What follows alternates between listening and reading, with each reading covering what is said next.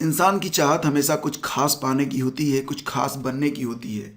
ज़िंदगी से जो कुछ हम चाहते हैं वो हमें आसानी से नहीं मिलता, लेकिन जो कुछ हम चाहते हैं अगर उस पर विचार करें वो इतना आसान होता भी नहीं है। इसके लिए समर्पण, त्याग और निष्ठा की बहुत अधिक आवश्यकता पड़ती है। नमस्कार दोस्तों, स्वागत है आप सभी का स्टडी विद ज्ञान प्रकाश के डेली करंट अफेयर की इस सीरीज में, जिसमें आज हम 17 फरवरी के सभी मोस्ट इंपॉर्टेंट करंट अफेयर को डिस्कस करेंगे। तो फ्रेंड्स, पूरा लेक्चर बहुत ही ध्यान से सुनना, और अगर ये लेक्चर आपको पसंद आता है तब अपने दोस्तों के बीच इसे शेयर जरूर करना।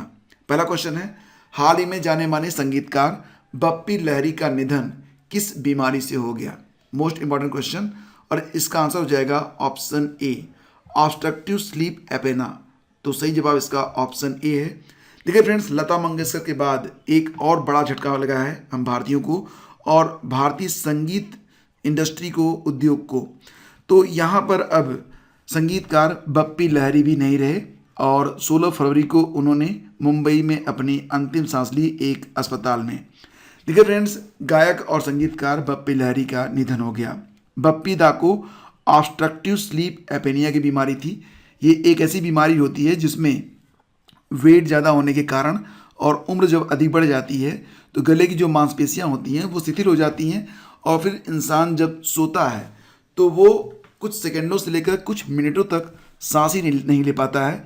ऑक्सीजन की कमी होने लगती है बॉडी में। उसके बाद ब्रेन शरीर को चैतन्य करता है, और इसमें क्या होता है कि इंसान को पता तो नहीं चलता है, लेकिन इंसान ठीक से सो नहीं पाता है। कभी कभी एक रात में 30 बार इंसान को जागना पड़ता है। आप समझ सकते हैं कि यह कितनी कठिन बीमारी है, और यही बीमारी हुई थी बप्पी दा को। बप्पी लहरी का वास्तविक नाम था आलोकेश लहरी। याद रखिएगा, कई बार परीक्षा में ऐसे प्रश्न भी आते हैं। इनका जन्म जलपाईगुड़ी में हुआ था 27 नवंबर 1952, और डेथ मुंबई में 16 फरवरी 2022 में। इनकी चर्चित फिल्मों में डिस्को डांसर, डांस, नमक हलाल, शराबी और बहुत सारी और भी फिल्में हैं। फिलहाल उनका जो आखिरी बॉलीवुड का गाना था भंकस 2020 की फिल्म बागी 3 के लिए था, और बिग बॉस 15 में आखिरी बार वो स्क्रीन पर नजर आए थे। भारत के एक और महान हस्ती और संगीतकार को भावपूर्ण श्रद्धांजलि। आगे बढ़ते फ्रेंड्स, अगला क्वेश्चन है, हाल ही में अभिनेता दीप सिद्धू का कार एक्सीडेंट में निधन हो गया है। तो दीप सिद्धू जाने जाते हैं किन फिल्मों के लिए? पंजाबी फिल्मों के लिए। सही जवाब ऑप्शन बी है। देखिए फ्रेंड्स, अभी हाल ही में पंजाबी गायक और अभिनेता दीप सिद्धू का 15 फरवरी की रात सोनीपत के पास सड़क हादसे में निधन हो गया। दीप सिद्धू किसान आंदोलन के दौरान दिल्ली में भड़की हिंसा के वक्त चर्चा में आए थे। लाल किला पर झंडा फहराने और हिंसा भड़काने के आरोप में उन पर केस भी दर्ज हुआ था। देखिए फ्रेंड्स, ये जो समय चल रहा है, अगर आप देखेंगे 2017 से लेकर अब तक, तो बहुत बड़ी संख्या में बहुत बड़े बड़े जो दिग्गज थे और जिन्होंने इतिहास में अपना नाम अमर किया है और जिन्होंने वक्त को बदलने में भी बहुत ही महत्वपूर्ण भूमिका निभाई है, तो कई सारे दिग्गज रहे जिन्होंने अब मतलब इस दुनिया में वो नहीं है, और वाकई यह दुख की बात है। हाल ही में लता मंगेशकर जी भी नहीं रही हैं। तो अगला क्वेश्चन होगा, बजरी का कानूनी रूप से खनन किस राज्य में स्टार्ट कर दिया गया है?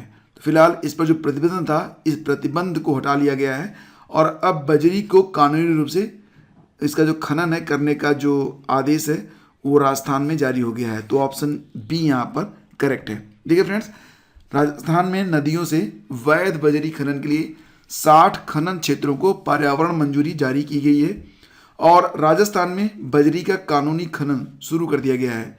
4 साल पहले सुप्रीम कोर्ट ने एक वैज्ञानिक पुनः पूर्ति अध्ययन, साइंटिफिक रिप्लेसमेंट स्टडी पूरा होने तक नदी के किनारों में रेत खनन गतिविधियों पर प्रतिबंध लगा दिया था।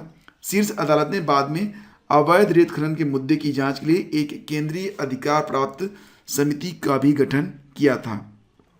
राष्ट्रीय नदी लिंकिंग नीति यानी कि नेशनल रिवर इंटरलिंकिंग पॉलिसी के तहत स्थापित पहला संस्थान कौन सा है? तो फ्रेंड्स, इसका आंसर हो जाएगा option A, Ken Betwa link परियोजना प्राधिकरण। तो राष्ट्रीय नदी लिंकिंग नीति के तहत जो स्थापित पहला संस्थान है वो है केन बेतवा लिंक परियोजना प्राधिकरण। केंद्र सरकार ने राष्ट्रीय नदी लिंकिंग नीति के तहत पहली पहल को लागू करने के लिए केन बेतवा लिंक परियोजना प्राधिकरण का गठन किया है। इस नीति में उत्तर प्रदेश और मध्य प्रदेश के बीच फैले बुंदेलखंड क्षेत्र में लगभग 11 लाख हेक्टेयर भूमि को सिंचित करने का प्रयास किया जाएगा। KBLPA का नेतृत्व भारत सरकार के अतिरिक्त सचिव के स्तर पर एक CEO के द्वारा किया जाएगा और 5 अतिरिक्त CEO द्वारा इसको सहायता प्रदान की जाएगी। अगला मोस्ट इंपॉर्टेंट क्वेश्चन है, किस केंद्रीय मंत्रालय ने आज़ादी का अमृत महोत्सव के एक भाग के रूप में न्यू फ्रंटियर्स कार्यक्रम को स्टार्ट किया है? आज़ादी का अमृत महोत्सव के अंतर्गत न्यू फ्रंटियर्स कार्यक्रम को स्टार्ट किया गया है, किसके द्वारा? देखिए फ्रेंड्स, इसका आंसर हो जाएगा ऑप्शन डी, नवीन और नवीकरणीय ऊर्जा मंत्रालय के द्वारा। तो नवीन और नवीकरणीय ऊर्जा मंत्रालय अक्षय ऊर्जा पर 3 दिवसीय कार्यक्रम न्यू फ्रंटियर्स को आयोजित कर रहा है। यह आज़ादी का अमृत महोत्सव के समारोह के एक भाग के रूप में आयोजित किया गया है। 2070 तक शुद्ध शून्य कार्बन उत्सर्जन प्राप्त करने का रोड मैप पर एक विचार मंथन बैठक भी इसमें आयोजित किया जाएगा। अगला क्वेश्चन है, हाल ही में किस देश का नाम बदल गया है? तो इसका आंसर हो जाएगा ऑप्शन बी, यानी कि तुर्की का नाम हाल ही में बदल दिया गया है। देखिए फ्रेंड्स, आपको बताएंगे कि तुर्की के राष्ट्रपति और खुद को दुनिया में इस्लाम का सबसे बड़ा पैरोकार बताने वाले रेचप तैयब एर्दोगन ने अपने देश तुर्की का नाम बदल दिया है। अब तुर्की को क्या कहेंगे? तुर्की ए कहेंगे, तुर्की ए। तो अब तुर्की को तुर्की के नाम से जाना जाएगा। ऐसे में अब सभी तरह के व्यापार, अंतर्राष्ट्रीय संस्थाओं, राजनयिक कार्यों के लिए तुर्की की जगह तुर्की लिखा जाएगा। TURKEY की जगह TURKIYE शब्द इस्तेमाल में लाया जाएगा। तो तुर्की नाम को ही क्यों चुना गया? वैसे टर्किश भाषा में तुर्की को तुर्की ही कहा जाता है। 1923 में पश्चिमी देशों के कब्जे से आज़ाद होने के बाद तुर्की को तुर्की नाम से ही जाना गया। सदियों से यूरोपीय लोग इस देश को पहले ओटोमन स्टेट और फिर तुर्की नाम से ही संबोधित करते हैं, लेकिन जो नाम सबसे अधिक चर्चा में रहा वह लैटिन में तुर्किया नाम था। बाद में यह तुर्की में बदल गया और इसी को आधिकारिक नाम बना दिया गया।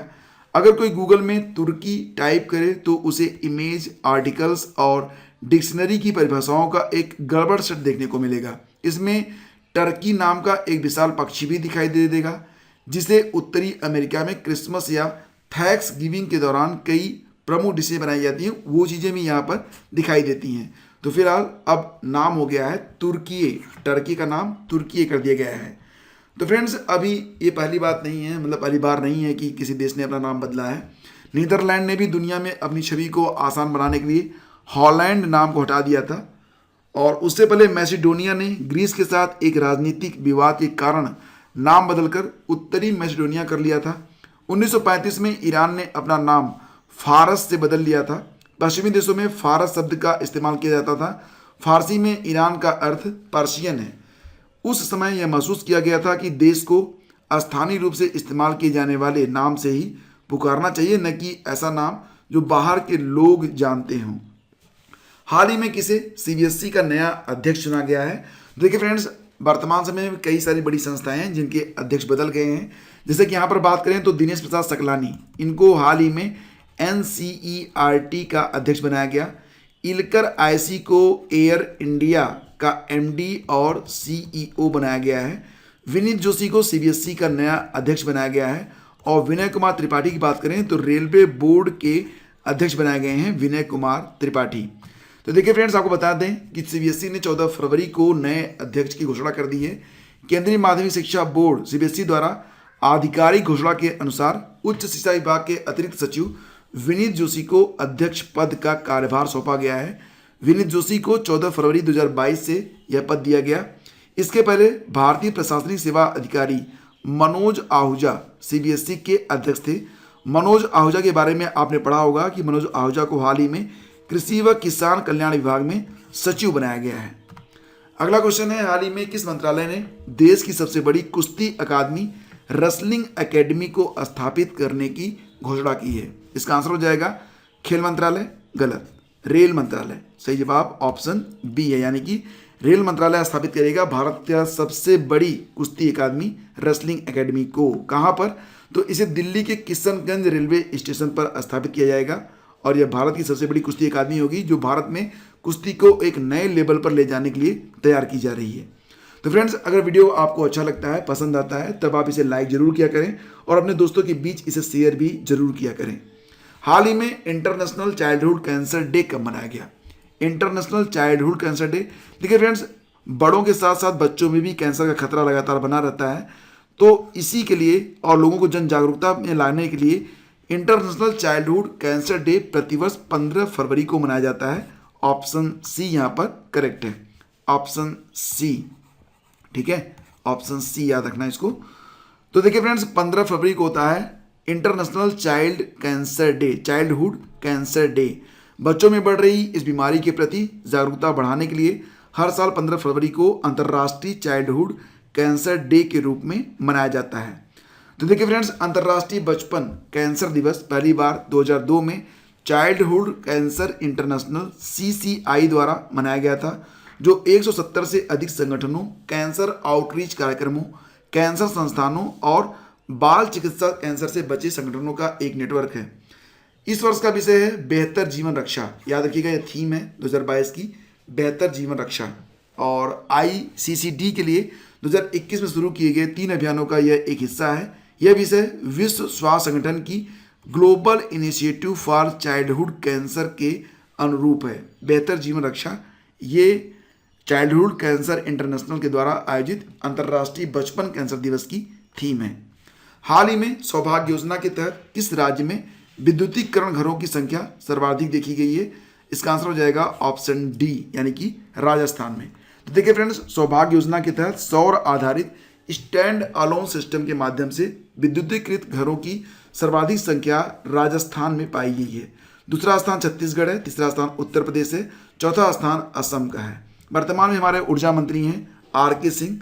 सौभाग्य योजना की शुरुआत हुई थी कब? 25 सितंबर 2017 में। सौभाग्य, इसका जो फुल फॉर्म है वो है सहज बिजली हर घर योजना। सौभाग्य योजना, सहज बिजली हर घर योजना। और याद रखिएगा फ्रेंड्स कि भारत की जो ग्रामीण महारत्न कंपनी बनी है वो पावर फाइनेंस लिमिटेड है। तो जितनी भी महारत्न कंपनियां हैं उनकी संख्या कितनी है? 11। नवरत्न कंपनी के वर्तमान में है 13 और मिनी रत्न कंपनियां हैं कितनी? 74। तो ये संख्या भी याद रखना। एशिया पावर इंडेक्स जारी हुआ था 2021 में। भारत चौथे स्थान पर था, पहले स्थान पर अमेरिका था, US। तो फ्रेंड्स, ये थे आज के टॉप 10 करंट अफेयर। उम्मीद करता हूँ सेशन आपको पसंद आया होगा। कल जो आपसे प्रश्न पूछा गया था उसका उत्तर है कोलकाता, कि भारत में जय हिंद सेतु कहाँ पर अवस्थित है? इसका आंसर ऑप्शन ए रहा। आप सभी के जवाब बहुत अच्छे रहे और कई सारे लोगों ने बहुत ही शानदार आंसर लिखा है। तो अब आज का प्रश्न, बताइए कि रेलवे किस राज्य में दुनिया का सबसे ऊंचा पुल बना रहा है? तो ये हैं आपके ऑप्शन। और फ्रेंड्स, फिर से आपसे कहता हूँ कि प्लीज़ वीडियो को लाइक जरूर किया करें और अपने दोस्तों के बीच शेयर किया करें।